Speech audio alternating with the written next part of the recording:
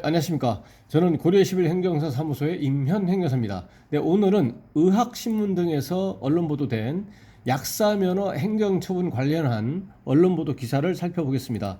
먼저 제목을 보시면 조제료 없는 환자의 알약, 가류약 요구, 약사 거부 정당하다, 이런 내용인데요. 그러니까 조제료를 지급하지 아니하고 그 환자, 여기서는 이제 환자의 보호자인데 환자 측에서 알약을 가루약으로 조제해달라고 요구를 했을 때 그 약사가 조제료를 지급하지 않은 그것을 원인으로 해가지고 그것을 원인으로 해서 이러한 요구에 대해서 거부한 것은 정당하다라는 그런 내용입니다.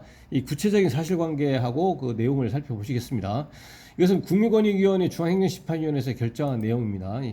보건복지부에서 약사면허 정지 처분을 했더니 이에 불복해가지고 중앙행정심판위원회에 행정심판을 청구한 겁니다. 내용을 보시겠습니다. 처방전에 따른 알약 조제료를 내지 않고 다시 가루약으로 조제해달라는 환자의 요구에 약사가 이를 거부한 것은 정당하다는 행정심판 결정이 나왔다. 국민권익위원회 중앙행정심판위원회는 조제가 끝난 알약 대신 가루약으로 조제해 달라는 환자의 요구를 거부한 약사의 자격정지 처분을 취소했다고 8일 밝혔다. 사건 주요 내용을 보면 경기도에서 약국을 운영하는 A 약사는 2017년 12월경 알약 처방전을 갖고 온 환자 보호자에게 처방전에 따라 알약을 조제하고 복약 지도를 한 후 조제료를 청구했다. 환자의 보호자한테 그 병원에서의 그 처방전대로 알약을 처방을 했고, 그리고 이제 알약을 이제 조제를 했고, 그리고 나서 이제 복약 지도를 하고 이제 그에 대한 비용을 이제 청구한 거죠. 조제료를 청구를 했습니다. 그랬지만 그 환자 보호자는 가루약으로 바꿔달라, 가루약으로 바꿔달라고 하면서 조제료를 내지 않은 채 병원에서 가루약 처방전을 다시 받아와 조제를 요구했다.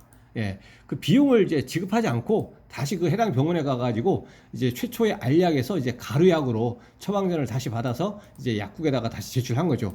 이에 대해서 A 약사가 알약 조제가 끝났으니 알약 조제료를 먼저 줘야 가루약을 조제할 수 있다라고 하자 환자 보호자는 이를 약사법 위반으로 경찰에 신고했다. 약사법은 약국에서 조제에 종사하는 약사 또는 한약사가 조제 요구를 받으면 정당한 이유 없이 조제를 거부할 수 없다고 규정하고 있다. 검찰은 2018년 3월 A 약사에게 기소유예 처분을 하고, 형사 절차에서는 약사법 위반이 일단은 인정이 되는 거네요. 왜냐하면 무혐의 처분이 아니니까요. 기소유예 처분을 했기 때문에 일단 형사 절차에서는 약사법 위반 이후로 형사적인 혐의가 일단 인정이 된다고 이제 판단이 된 겁니다. 검사가 물론 재판에 넘기지 않았기 때문에 벌금이라든가 이런 형사처벌을 받지 않는 거죠. 보건복지부는 올해 3월 A 약사가 약사법을 위반했다며 7일에 약사면허 자격정지 처분을 했다. 하지만 중앙행정심판위원회는 약국에서 조제가 시작되기 전에 미리 가류약 조제를 요청하지 않은 환자 보호자에게 잘못이 있다고 봤다. 그러니까 미리 얘기를 했어야 되지 않느냐는 얘기죠. 그러니까 조제하기 전에 알약 처방전에 따라 알약을 조제해주고 복약 지도까지 한, 최초의 알약 그 처방전을 가지고 왔기 때문에 그 알약을 그대로 만들어주고 조제해주고 알약을 그 다음에 어떻게 먹어라 이렇게 복약 지도까지 다 했다는 얘기죠. 그렇기 때문에 약사는 이제 쉽게 해서 할 것을 다 했다는 얘기죠. 그렇기 때문에 그에 상응하는 조제료 비용을 청구할 수 있는 거죠.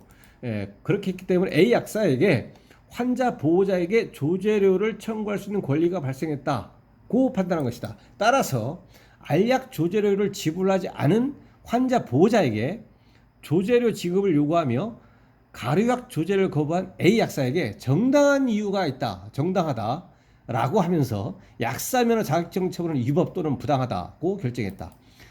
국민권익위원회 민성심 행정심판국장은 정당한 이유 없이 조제를 거부한 행위에 대해서는 국민의 생명과 건강을 위해 엄격하게 제재하겠지만 약사들이 부당하게 불이익을 당하는 사례가 없도록 거부 행위의 동기 내용 등 구체적인 사정을 살펴봐야 한다라고 당부했다. 이렇게 되어 있습니다. 그래서 어떻든 이 약사 면허 정지 처분에 대해서 이제 보건복지부에서 행했기 때문에 이 불복해가지고 이 관할은 이제 중앙행정심판위원회에 국민권익위원회에 있는 중앙행정심판위원회에 행정심판을 청구해가지고 이러한 약사 면허 정지 처분은 위법하다라고 해서 이제 결국 이제 행정심판 청구인이 인용 결정을 받아가지고 이제 구제가 된 거죠. 그런데 다만 형사 절차에서는 검찰에서는 기소유예 처분을 했기 때문에 약사법 위반이 혐의는 인정이 된 걸로 봤습니다. 그렇지만 이런 형사 절차하고 행정적인 것은 이제 원칙적으로 별개이기 때문에 형사적으로는 혐의가 인정이 되어졌다고 하더라도 행정적인 것은 이제 여기서는 행정처분 자체가 그 위법 이제 부당해 가지고 이 정지 처분을 취소하라 이렇게 해서 한 것입니다. 그래서 형사 절차와 행정 절차가 원칙적으로 별개다라는 사실하고 그다음에 이제 적어도 이 A 약사의 입장에서는 A 약사의 입장에서만 고려한다면 행정적으로도 약사면허 정지 처분 자체가 위법 또는 부당하다고 해서 이것이 이제 완전히 났지만 형사적으로는 기소의 처분은 물론 이제 전과 기록은 아니지만 혐의는 인정이 된다라고 이제 한 것이기 때문에 뭐 이에 대해서 불복할 수 있는 것은 이제 그 이제 헌재의 헌법재판소에다가 헌법소원 청구해서 뭐 이거에 대해서 이제 왜 기소의 처분이냐 이렇게 이제 다툴 수는 있습니다. 근데 이 A 약사가 실제로 그렇게 했는지 안 했는지 이것은 알 수는 없지만 어쨌든 형사적으로는 기소유예 처분이라는 것을 받았음에도 불구하고 약사에 대한 그 면허 정지, 자격 정지 처분에 대해서는 이에 대해서 인용 결정을 해가지고 이 처분 자체가 이제 잘못됐다라고 행정심판위원회에서 결정을 했다라고 하는 언론 보도 기사를 살펴봤습니다. 오늘 내용에 대해서 질문사항 있으시면 댓글 남겨주시거나 그러면은 이제 대댓글로 답변을 드리겠습니다. 또는 이제 별도 영상으로 답변을 드리겠습니다. 네, 오늘 영상의 내용이 도움이 되셨다면 구독, 좋아요 부탁드리겠습니다. 네, 감사합니다.